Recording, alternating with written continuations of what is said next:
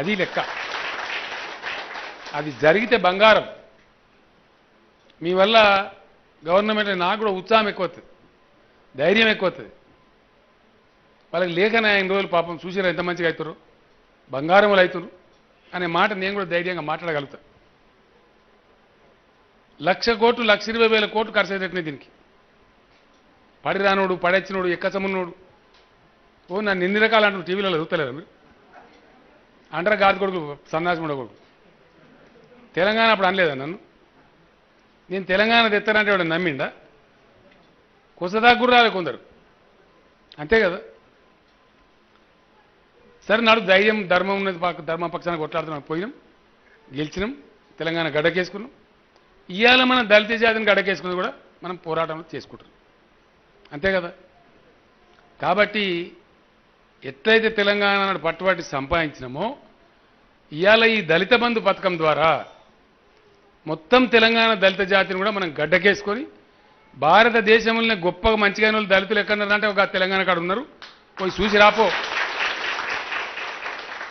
ఎవడన్నా ప్రపంచ బ్యాంకుడో కాకరకాయడో వాడో వీడో వస్తే ఏడ చూడన్నా దళితులు బాగా అయినట్టు ఏడ అంటే ఒక వాసన మరి ఇక్కడ నడు కొడుక సూతుప అంటే మన ఇంట్లోకి వచ్చినా మనం చూసినా అసలు మన బస్తీ చూసినా మన పచ్చదనం చూసినా పరిశాన్ అయిపోవాలి వాడు, అంతేనా. అది మనం చేసి పెట్టాలి. ఇప్పుడు అది మన మీద ఉన్న కర్తవ్యం. మీరు తప్పకుండా దయచేసి పెద్ద మీ మీద మీకు 10 లక్షలు రాలే నేను చెప్తున్నా, మీ మీద పెద్ద బరువు పడ్డది ఇప్పుడు. ఇక మెడల పడ్డ పాము కరవగా తప్పది, అంతేనా కాదా. మీరేమైనా ఎటమడం చేస్తే నేను మళ్ళీ మీకు మర్రి కూడా చూడ. ఇక కాదు కాదు అది రానియద్దు, రాంగ్ ఓనియద్దు. మీరు మంచిగా 2-3 రోజులు 4 రోజులు వారం రోజులు ఏ కుటుంబానికి ఆ కుటుంబం కూర్చుండి, ఏ ఇల్లు ఆ ఇంట్లో కూర్చుండి అన్ని విచారించుకోరు. మీకు ఇల్లు కట్టేది వేరే, అది ఈ స్కీమ్లో ఉండదు. ఇది మీరు బిజినెస్ చేసుకోవడానికి, ఈ డబ్బుకును ఇల్లుకు సంబంధం లేదు. అది ఊరందరితో పాటు మనకు కూడా కడతారు.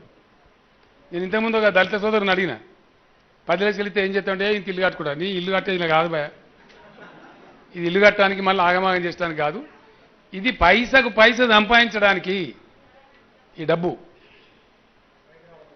ఏదో ఒక వ్యాపారం చేసి ఏదో ఒక పని చేసుకొని తోసిన మంచి పని చేసుకొని ఈ 10 లక్షలు అట్లే ఉండాలి. దాని మీద వచ్చే ఆదాయమే మనం ఖర్చు పెట్టుకొని తినాలి, బతకాలి, పైకి రావాలి, అంతేనా.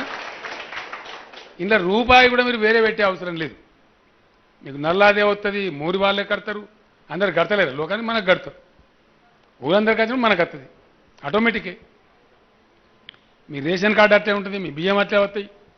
10 లక్షలు ఇచ్చినాం కదా రేషన్ కార్డు వాడు అన్నాడు నాతో, ఏడ ముందల వారి నీ ఏడెత్తివి ఏడ ముందల వారి ఓ 10 ఏళ్ళు కాంతి ఏమవుతుందో నాకు అర్థం కదా. కోపానికి వచ్చినది ఉంటారు కదా ఇక అన్నట్టు కూడా పైచెమ్మడకు అది అట్లా. కాబట్టి మీకు అన్ని ఇప్పుడున్న సదుపాయాలు అన్నీ ఉంటాయి అట్లనే, అవి ఏవి ఎత్తేయరు, అన్నీ కొనసాగుతూనే ఉంటాయి. ఎందుకంటే మీరు చాలా వెనుకబడి చాలా బాధతోని చాలా వివక్షకు గురై తరతరాల దోపిడీకి గురై ఉన్నారు. కాబట్టి కొద్దిగా లైన్కు రావాలి. ఒక దళితులకే నేను చేస్తలేని ఇలా రైతులకు చేయలేదా? రైతు బంధు ఇస్తలేమా? వ్యవసాయం మొత్తం ఎటమటమై తెలంగాణలో అప్పుడు ఆగమై అది తీసుకపోయి పెద్ద పరిశాన్ అయిపోయి ఓడు ఊరి పెట్టుకొని చచ్చిపోయింది. దాన్ని నిలబెట్టాలనుకున్నాం, అది ఉంటే చల్లగా ఉంటే మంచిగా ఉంటుంది గ్రామం అనుకున్నాం. వాళ్ళకు కూడా దగ్గర 70-80 వేల కోట్లు ఖర్చు పెట్టినాం, తక్కువ పెట్టలే.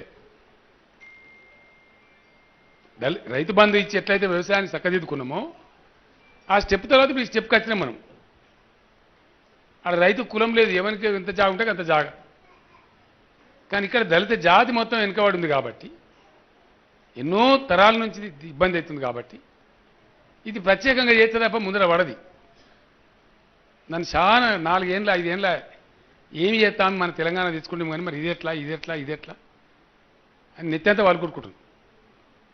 చాలా మంది పెద్ద మనుషులు చెప్పారు, నువ్వు ఎంత ఇస్తావో అంత డైరెక్ట్ డబ్బు ఇస్తా, బ్యాంకు లింక్ పెట్టకు, దానికి ఆయన అధిపత్యం చేయి, ఓనర్ని చేయి, ఆయన చేసుకుంటాడు దాంతో తప్పకుండా. మున్పటికి ఇప్పటికి మనకు తేడా ఉన్నది. ఏం తేడా ఉందంటే ప్రతి దళిత బస్తీలో ఇవాళ నాకు చదువుకున్న పిల్లలు ఉన్నారు, అర్థం చేసేటోళ్ళు ఉన్నారు. ఎవరికైనా కొంత తెలియకున్నా తెలియజెప్పేంత బుద్ధిమంతులు ఉన్నారు. ఇప్పుడు ఉన్నారా లేరా? తప్పకుండా ఉన్నారు, ప్రతి ఊరు ఉన్నారు. అది పెద్ద విశ్వాసం. చదువుకున్న దళిత బస్తీ యువకులే ఇలా కేసీఆర్ చేతిలో పెద్ద ఆస్తి ఆయుధం. మీరే దీన్ని ముందుకు తీసుకెళ్ళిపోవాలి. మీరే దీంతో మన దరిద్రాన్ని బద్దలు కొట్టాలి. తెలియనోళ్ళకి తెలియజెప్పాలి. ఏంటండి వీడియో నచ్చిందా? అయితే ఓ లైక్ వేసుకోండి, లేదంటే ఓ కామెంట్ చేయండి. ఎప్పటికప్పుడు మా వీడియోస్ చూడాలంటే సబ్స్క్రైబ్ చేసుకోండి.